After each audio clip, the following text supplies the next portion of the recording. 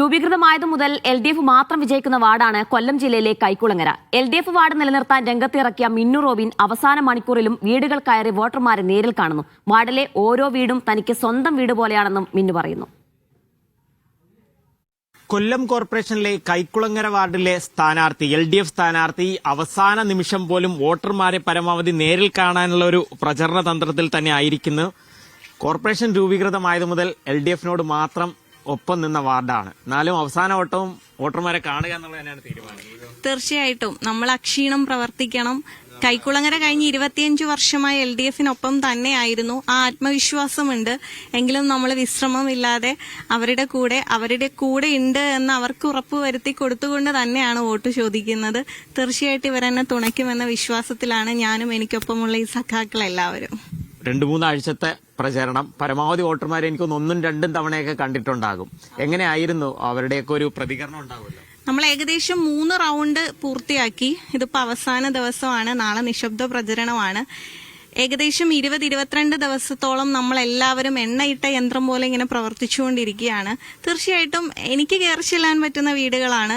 അടുക്കള വരെ എനിക്ക് കയറി ചെല്ലാൻ പറ്റുന്ന വീടുകളാണ്. എന്നെ അറിയുന്നവരാണ്. ഞാനവരുടെ മകളാണ്. ആ ഒരു സ്വീകരണം എല്ലാ വീടുകളിൽ നിന്നും ഞങ്ങൾക്ക് ലഭിക്കുന്നുണ്ട്. എനിക്ക് മാത്രമല്ല, എന്റെ ഒപ്പമുള്ള എല്ലാ സഖാക്കൾക്കും ലഭിക്കുന്നുണ്ട്. ഞങ്ങൾക്ക് പേരെടുത്ത് വിളിക്കാൻ പറ്റുന്ന ബന്ധങ്ങളാണ്. തീർച്ചയായിട്ടും നമ്മളിവിടെ വിജയിക്കും. മിന്നു റോബിൻ അത്രത്തോളം സുപരിചിതയാണെന്നുള്ളത് വോട്ടായി മാറും. തീർച്ചയായും മിന്നു റോബിൻ ഇപ്പോൾ തെരഞ്ഞെടുപ്പ് പ്രവർത്തനത്തിലൂടെ വന്ന ആളല്ല. 2017 മുതൽ കോസ്റ്റൽ പബ്ലിക് ലൈബ്രറി എന്ന് പറയുന്ന കൊല്ലത്തെ പബ്ലിക് ലൈബ്രറി കഴിഞ്ഞാൽ കൊല്ലം ജില്ലയിലെ ഏറ്റവും കൂടുതൽ പുസ്തകങ്ങളുള്ള വനിതാവേദി, യുവജനവേദി, ബാലവേദി, വയോജനവേദി തുടങ്ങിയ എല്ലാ സംവിധാനങ്ങളുമുള്ള വലിയ ലൈബ്രറിയുടെ കമ്മിറ്റി അംഗമാണ് 2017 മുതൽ ഇപ്പോഴും.